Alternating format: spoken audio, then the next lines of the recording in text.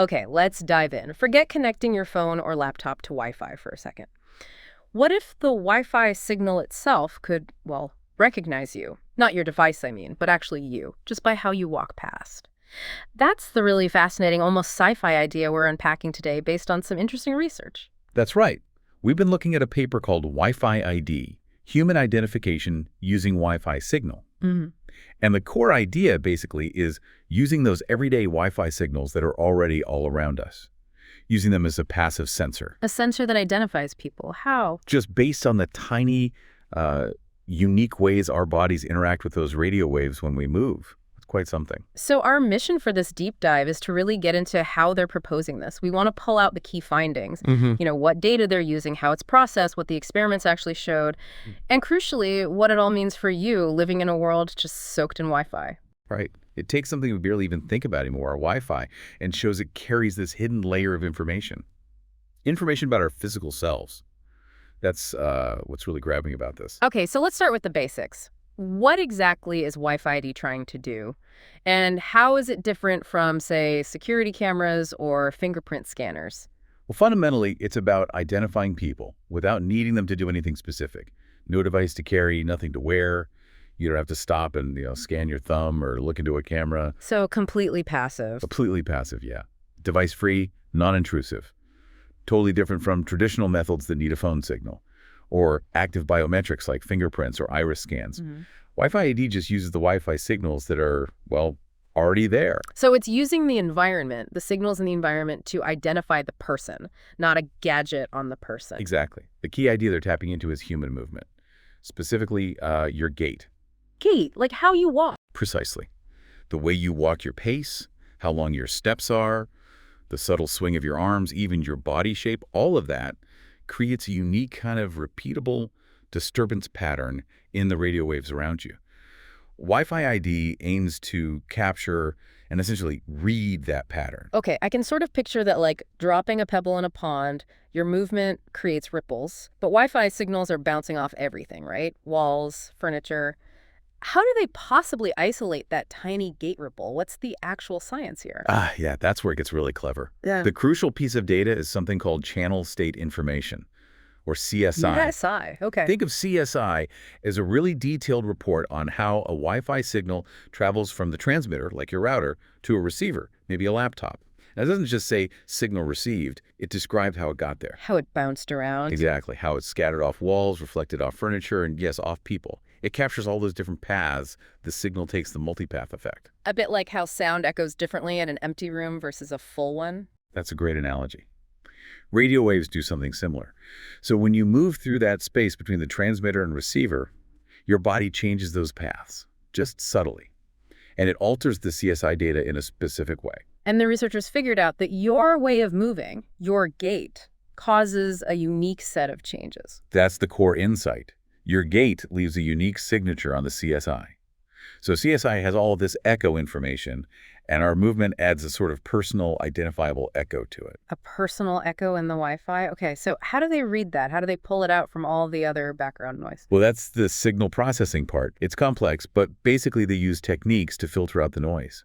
They need to isolate the specific changes caused by a person moving, separating it from, say, signal fluctuations, or someone just standing still. Filtering the chatter to hear the specific voice? Kind of. Kind of, yeah. And they identified what they call an effective region, basically. The sweet spot between the Wi-Fi devices where a person's movement makes the biggest, clearest difference to the signal.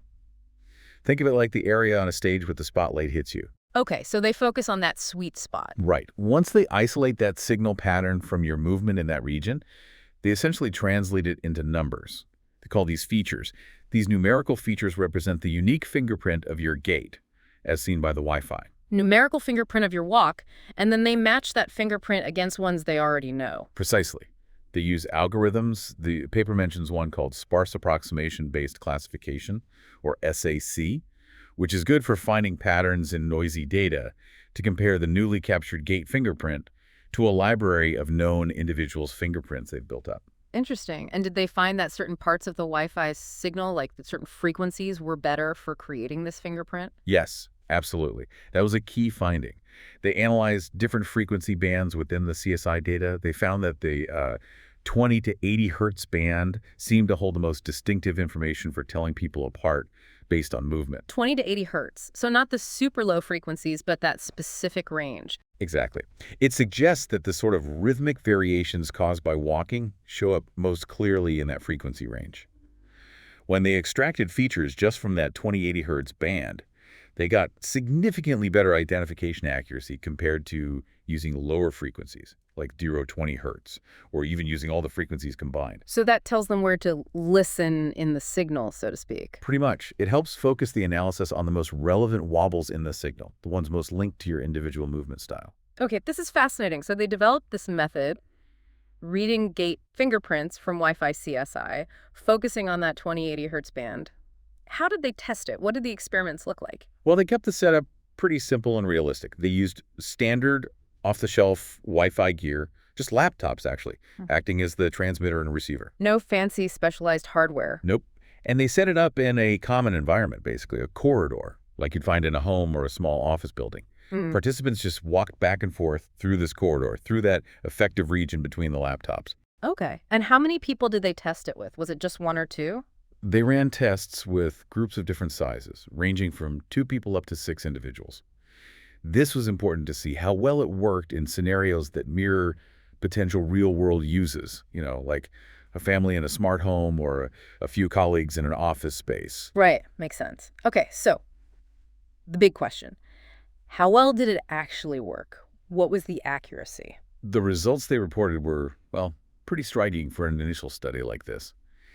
In the tests involving a group of 6 different individuals, the Wi-Fi ID system achieved an identification accuracy of 93%. Wow. Okay, 93%. Just from how someone walks down a hallway picked up by standard Wi-Fi. That feels significant. It really is. And it got even better in the scenarios, more like a home or small office.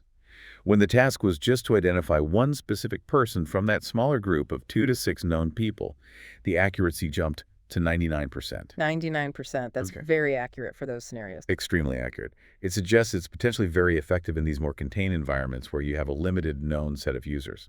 And did the experiments confirm their ideas about the best frequency band and timing? They did. The results backed up their analysis. They found the best performance came when they focused on the data from that 20-80 hertz band, and when they analyzed about 4 seconds of walking data captured within that optimal effective region, the sweet spot. It all tied together. Okay, let's zoom out for a moment then. We've got this tech, Wi-Fi ID, getting 93, 99% accuracy in these tests. Why should someone listening right now, care about this? Why does this research actually matter to you? Well, because Wi-Fi isn't some niche technology, right? It's literally everywhere. Your home, your office, the coffee shop, the library. They're all filled with these signals. True. Can't escape it. Exactly. And this research suggests that this ubiquitous infrastructure, these routers and devices we already have, could potentially gain a whole new function, a really powerful one. The ability to passively recognize who is present, not by detecting their phone, but by their physical signature in the radio waves. So my smart home could genuinely know it's me walking into the kitchen versus, say, my partner or a guest, without me needing my phone on me or saying anything. That's precisely the kind of application they discuss. Think about truly personalized, device-free interactions. Lights adjust to your preference, music follows you, maybe temperature changes, all happening automatically just because the system recognizes your gate signature. Or think about security in a small office.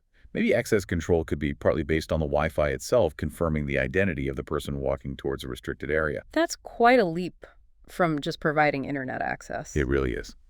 I think the aha moment here is realizing that this invisible network we use constantly is actually carrying this incredibly detailed information about our physical movements. Information that, it turns out, can be captured, analyzed, and potentially used to identify us. It's like discovering the air isn't empty, but full of these subtle clues about who we are. It definitely changes how you think about those Wi-Fi bars on your screen. Okay, this sounds incredibly promising, maybe a bit unnerving too, but you mentioned its initial research. What are the limitations right now? What needs to happen next? Yeah, the researchers are very upfront about this being preliminary work. The experiments, while the results were good, were done in a pretty controlled setting, that simple corridor, and with small groups, remember, only up to 6 people. So taking this out of the lab or out of the simple corridor into, say, A busy shopping mall or a large open plan office, that's a whole different challenge. Oh, absolutely. A much bigger challenge. The paper points out several key hurdles for future research. Scaling this up to reliably identify individuals in much larger crowds is a major one. More people, more noise in the signal, I imagine. Exactly. And testing it robustly in more complex environments, places with different layouts, lots of furniture, more unpredictable movement, maybe more radio interference, that's crucial. They also specifically mention needing to explore non-line of sight scenarios better. What about when there's a wall or something big between the Wi-Fi transmitter and receiver? Right. How well does it work then? And another really critical point they raise is the security aspect, specifically dealing with unknown individuals. You mean telling the difference between someone who is supposed to be there, someone in the known database, and a stranger or an intruder? Precisely. Improving the system's ability to correctly identify someone who isn't in its database, and crucially, minimizing errors like false positives identifying someone incorrectly or false negatives failing to identify someone who is known. That's vital for any real-world application, especially security. So still a fair bit of work needed to make this truly robust and ready for prime time in complex situations. Definitely. Lots of complex engineering and testing ahead if this is going to move beyond controlled experiments. Okay, so wrapping up this deep dive then, we've looked at this research, Wi-Fi-ID, and seen how essentially the unique way you move creates this measurable signature, a kind of fingerprint, in the Wi-Fi signals all around us.